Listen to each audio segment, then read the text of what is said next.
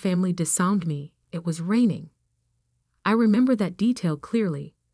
The way the water streamed down the windows of Harrison Industries' executive conference room, while inside, my father's face turned an alarming shade of red.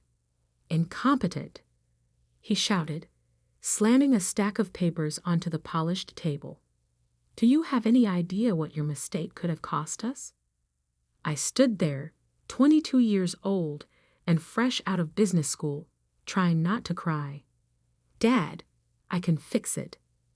The contract isn't final yet." "Fix it?" My older brother Michael's laugh was cruel. "You nearly sold our shipping division for half its value. There is no fixing that kind of stupidity.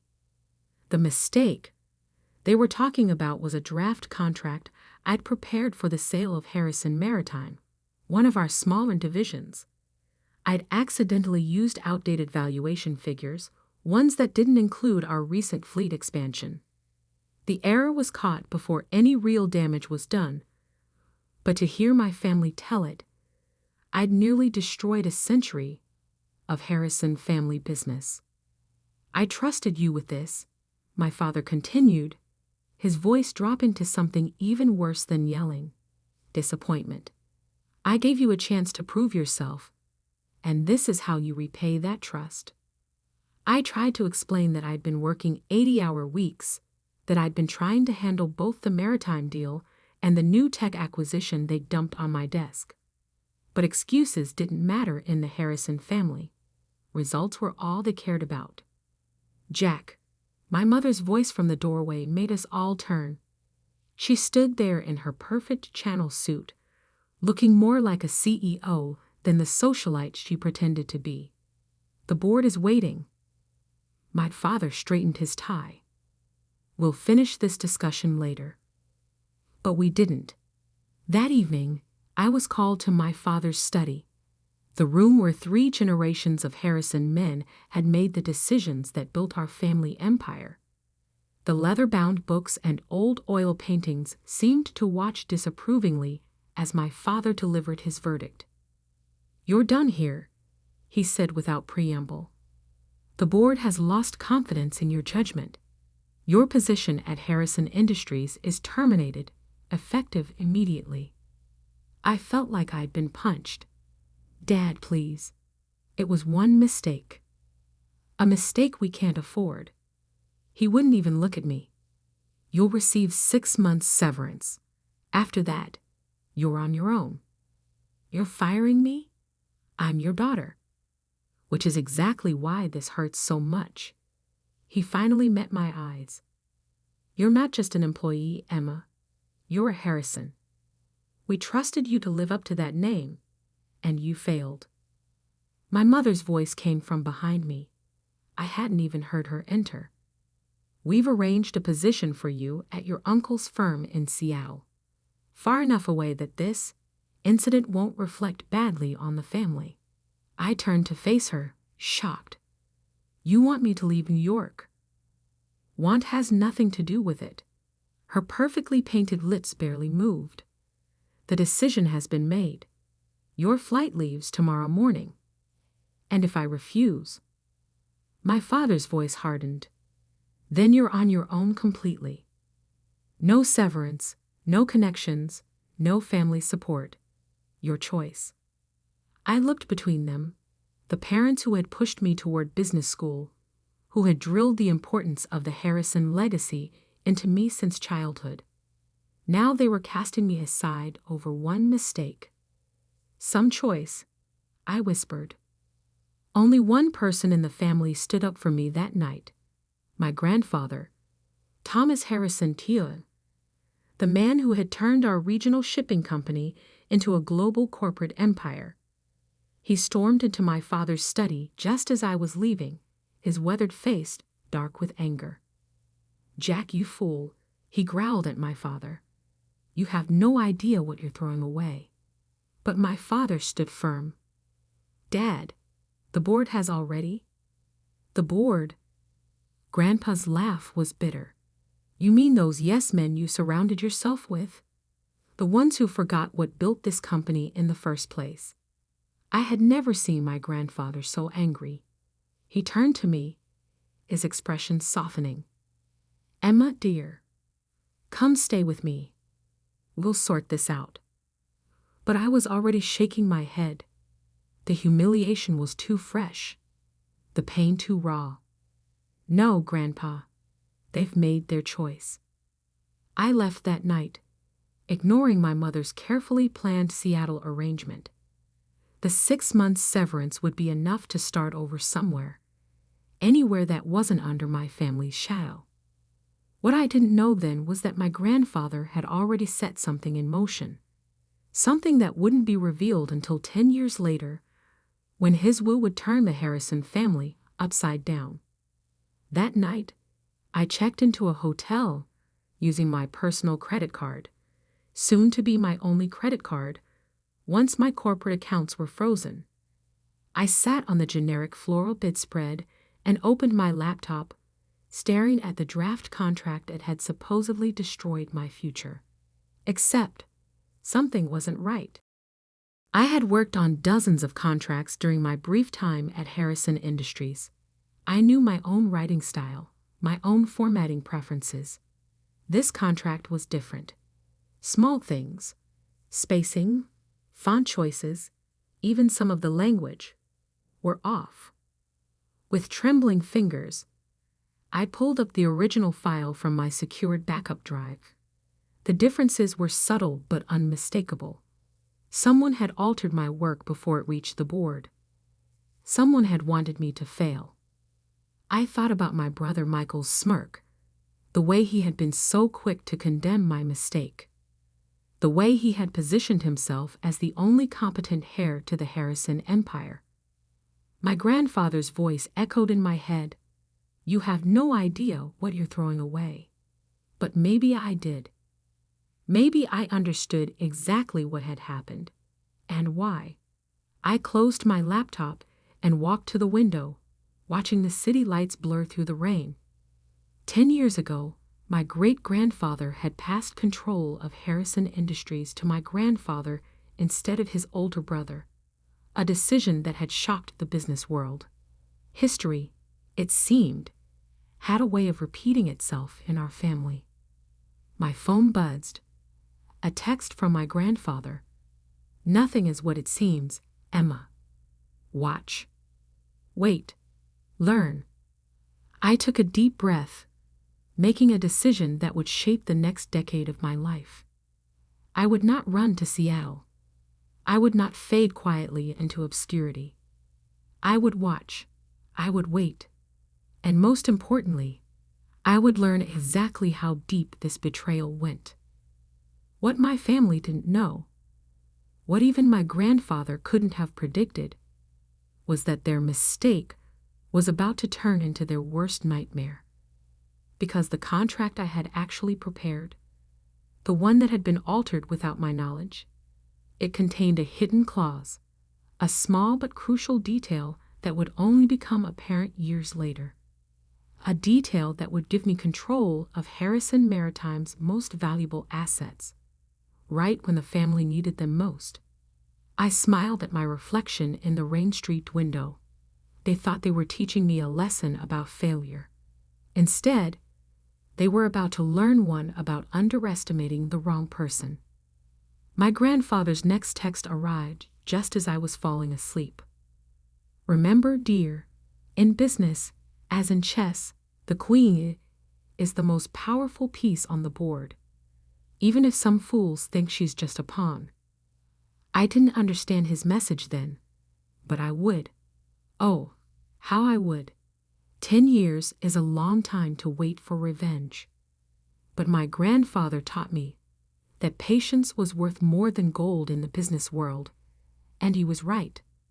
I spent the first year building my cover, a small consulting firm in Boston, far enough from New York to avoid family scrutiny, but close enough to keep tabs on Harrison Industries.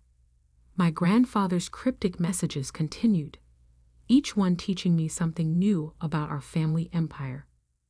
"Watch the shipping manifests for the Singapore route," he would text. Or, Pay attention to the Anderson merger terms. Small breadcrumbs that helped me understand the bigger picture. The mistake that got me fired? It wasn't just about the maritime division. That contract had been a test. One designed to show the board that I wasn't fit to lead. What my brother Michael hadn't realized was that I had left my own test hidden in the fine print. Clause 23.4, subsection B, buried in the technical specifications. In the event of division restructuring or transfer of assets, original signatory maintains first right of refusal on all Pacific Rim shipping routes and associated infrastructure. A clause that would mean nothing for years, until Harrison Industries decided to restructure their entire shipping operation, which, according to my grandfather's intelligence, was exactly what they were planning. I built my new life carefully, layer by layer. My consulting firm, Phoenix Maritime Solutions, specialized in shipping logistics and port management. We were small but efficient, earning a reputation for solving complex problems that bigger firms couldn't handle. My brother Michael, meanwhile, was living the life of the chosen heir.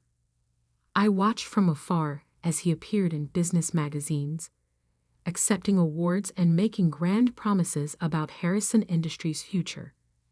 Our parents beamed in every photo, the perfect corporate family. Only my grandfather seemed to see through the facade. "Your brother's latest acquisition is built on sand," he told me during one of our secret meetings, always in small cafes far from Manhattan. "He's leveraging the company's future on short-term gains." I nodded, stirring my coffee. The Asian expansion? Smoke and mirrors. Grandpa's eyes twinkled. He's using the Maritime Division's assets as collateral, thinking they're worth more than they are. Because he never understood the real value was in the routes, not the ships, I finished. Exactly. He reached into his briefcase. Now, about those route licenses coming up for renewal. We spent the next hour reviewing documents that would have made my father's blood pressure spike. My grandfather wasn't just keeping me informed. He was teaching me how to take back what was rightfully mine. The years passed. I grew Phoenix Maritime Solutions into a respected name in the industry, though I stayed carefully out of the spotlight. My employees were handpicked, loyal, and well compensated for their discretion. None of them knew about my connection to Harrison Industries. I dated occasionally, but never seriously. The last man I trusted with my real identity had run straight to my brother with the information. After that, I kept my personal life as carefully controlled as my business one.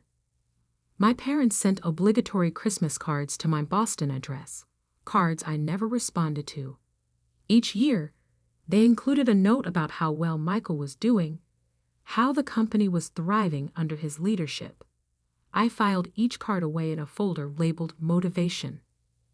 Then, 3 years ago, everything started changing. The cracks in Michael's perfect facade began to show. First came the whispers about missed payments to major suppliers. Then rumors of delayed shipments and angry clients. Harrison Industries' stock price, while still strong, showed troubling fluctuations. "Your brother mortgaged the company's future," my grandfather explained during what would turn out to be our last meeting. "Now those bills are coming due."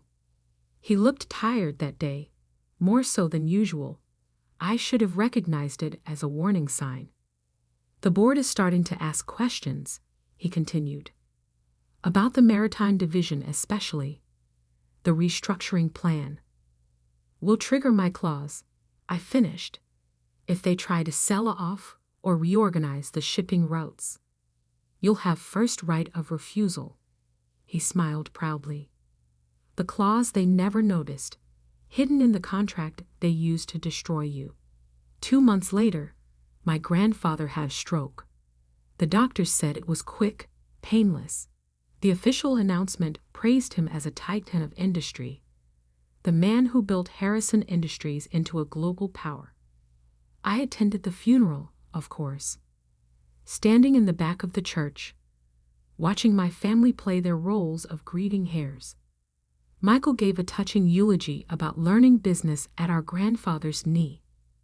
I nearly laughed out loud at that. The only thing Michael had learned from Grandpa was how to take credit for other people's work. My parents saw me, but didn't approach. Maybe they were ashamed. More likely, they were worried I would cause a scene. I left before the reception, driving straight to my lawyer's office. "Your grandfather's will reading is scheduled for next week," she informed me.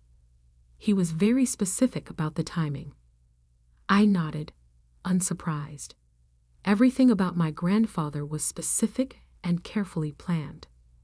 "All major shareholders and family members are required to attend in person," she continued. "No proxies allowed." Again, typical Grandpa. He would want everyone there to witness whatever he had planned. The next week passed in a blur of preparation. I reviewed every document, every contract, every piece of information my grandfather had shared over the past decade. Phoenix Maritime Solutions was positioned perfectly, cash reserves high, credit lines secure, relationships with key players solidified. The morning of the will reading, I dressed carefully in a charcoal gray suit that cost more than my entire wardrobe from my Harrison Industries days. My hair was elegantly styled, my makeup perfect. No one looking at me would see the scared 22-year-old who had fled in the rain 10 years ago. As I drove to the lawyer's office, my phone buzzed with an alert. Harrison Industries stock had dropped another 2 points in early trading. Rumors were swirling about their ability to meet next quarter's obligations. The timing, like everything else about this situation, was perfect. I parked my car and checked my reflection one last time. In my purse was a copy of the original maritime contract, the one with my hidden clause. In my briefcase were documents proving every mistake, every misstep, every bad decision my brother had made while playing corporate emperor. And in my head was 10 years' worth of knowledge about Harrison Industries operations, knowledge that was about to become very, very valuable. I stepped into the elevator, watching the floor numbers climb. My grandfather's last text message played in my mind. "The game is won before the first piece moves." The doors opened onto a floor full of familiar faces frozen in shock. My father dropped his coffee cup. My mother's perfect mask cracked. And my brother Michael, the golden child, the chosen heir, turned white as a sheet. "Hello, family," I said calmly. "Shall we begin?" The conference room at Caldwell & Associates law firm crackled with tension. My family had arranged themselves exactly as I expected. Michael at the head of the table, our parents flanking him like royal advisors. The board members filled the remaining seats, all carefully avoiding my gaze. Mr. Caldwell, my grandfather's personal attorney for over 40 years, cleared his throat. "Before we begin, I should note that Thomas was very specific about the order in which his will should be read. He left detailed instructions." Yes, Michael interrupted. "Can we get on with it? Some of us have a company to run." I bit back a smile. In a few minutes, that statement would be hilariously ironic. Mr. Caldwell opened an envelope, his expression carefully neutral. "Very well. This is the last will and testament of Thomas Harrison AI. The first few items were standard: personal belongings to various family members, charitable donations, arrangements for his staff." My mother dabbed at her eyes with a monogrammed handkerchief when he left her his antique jewelry collection. My father nodded approvingly at the size of the charitable endowments. Then came the part everyone was waiting for. "Regarding Harrison Industries, Mr. Caldwell paused, adjusting his glasses. The situation is complex. Michael leaned forward. Complex how? The succession plan was clear. As CEO, as interim CEO, Mr. Caldwell corrected. Your position, like many things, was temporary pending the reading of this will. The room went silent. I watched the color drain from my brother's face as Mr. Caldwell continued reading. To my grandson, Michael, I leave these words of wisdom. Power without understanding is like a ship without a rudder. You sought control, but never learned why our company worked. You chased growth without appreciating the foundation that supported it. And most tragically, you betrayed your own sister to advance yourself. Michael shot to his feet. This is ridiculous. I didn't. Sit down, Mr. Caldwell said firmly. There's more. He pulled out another document, one I recognized, my original maritime contract. 10 years ago, a contract was deliberately altered to discredit Emma Harrison and force her removal from the company. I have here the original document, along with proof of who made those alterations. My father's face had turned an interesting shade of purple. That's ancient history. The board's decision was based on falsified evidence, Mr. Caldwell finished. Evidence that Michael provided after tampering with his sister's work. The board members began murmuring among themselves. I noticed several of them eyeing the exits. Furthermore, Mr. Caldwell continued, the original contract contained a clause that becomes particularly relevant now. Emma, would you like to explain? All eyes turned to me. I stood slowly, smoothing my suit jacket. Clause 23.4, subsection B, gives the original signatory, me, first right of refusal on all Pacific Rim shipping routes and associated infrastructure in the event of division restructuring. Which means nothing, Michael snapped. We're not restructuring the maritime division. Actually, I pulled out my phone, displaying the morning stock alerts. You are. The Singapore deal you announced last week? The one meant to save the company from the debt you've accumulated. It can't happen without restructuring the shipping operations. Which means you need my approval. I finished. And you won't get. The room erupted in chaos. Board members were already on their phones, likely calling their lawyers. My mother had actual tears running down her face, ruining her perfect makeup. My father looked like he might have a stroke. Mr. Caldwell raised his voice over the din. There's more. From his briefcase, he produced a thick folder. Thomas Harrison's majority shareholding in Harrison Industries is hereby transferred in its entirety to his granddaughter, Emma Harrison. The silence that followed was deafening. Additionally, he continued, all voting rights associated with the family trust shares are to be exercised by Emma Harrison, effective immediately. Michael collapsed back into his chair. This can't be legal. Dad, do something.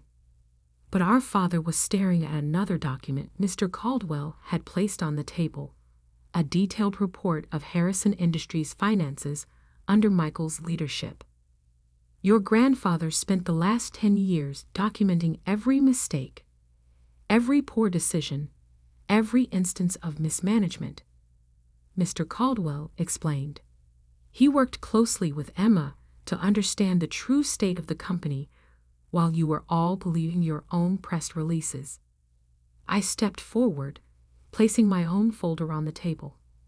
Phoenix Maritime Solutions, my company, has spent years building relationships with the clients you've been neglecting. We've secured contracts you didn't even know were available. And now you own us, my father whispered. No, I corrected. I own what's mine. What should have been mine 10 years ago, before you chose to believe lies over truth? Mr. Caldwell cleared his throat. There's one final item. A letter Thomas wanted read aloud. He opened a sealed envelope and began reading. To my family. Power doesn't come from titles or boardroom theatrics. It comes from understanding. Understanding your business, your people, and most importantly, yourself. 10 years ago, you cast aside the one person who truly understood what made Harrison Industries work. You chose flash over substance, greed over growth, betrayal over loyalty. Emma didn't just survive your betrayal, she thrived despite it. While you were all watching Michael play CEO, she was learning every aspect of this industry. She built her own success while watching you destroy your inheritance. Consider this my final lesson in business. True leadership isn't about who can grab power fastest. It's about who can wield it wisely. Emma, the company is yours. Make it what it should have been all along. To the rest of you, learn from this if you can. With love and disappointment in equal measure, Thomas Harrison A.E. Michael was the first to break the silence. You planned this. All of it. You and Grandpa. No, I cut him off. You planned this the day you decided to forge documents to destroy my career. Grandpa and I just made sure you'd face the consequences. I turned to the board members. A car is waiting outside to take you to Phoenix Maritime's offices. My team will brief you on the restructuring plan we've developed. Those who wish to remain with the company will have the opportunity to prove their value. Those who don't, I smiled. Well, I hear my brother will be looking for work soon. You can't just walk in here and take over, my father protested weakly. Actually, that's exactly what I'm doing. I gathered my documents. The shareholders' meeting is in 1 hour. I suggest you all decide whose side you're on before then. I headed for the door, then paused. Oh, and Michael? Clear out your office by 5. I'm moving in tomorrow. The next few weeks were exactly what you'd expect when a decade of mismanagement comes to light. The press had a field day with the story. Harrison Harris returns. The greatest corporate comeback in history was my personal favorite headline. The shareholders, seeing the detailed plans I'd developed with my grandfather, overwhelmingly supported the transition. Harrison Industries' stock price stabilized, then began to climb as we implemented changes. Michael, predictably, tried to sue. His case fell apart when our father, finally facing the truth about his chosen heir, testified about the document forgery from 10 years ago. My mother attempted reconciliation in her own way. Lunch invitations, shopping offers, suggestions that we should all just move forward as a family. I declined every invitation. Some bridges, once burned, should stay ashes. 1 month after taking control, I stood in my grandfather's old office, my office now, looking out over the city. On my desk sat the contract that had started everything, framed as a reminder that sometimes losing is just winning in disguise. My phone buzzed.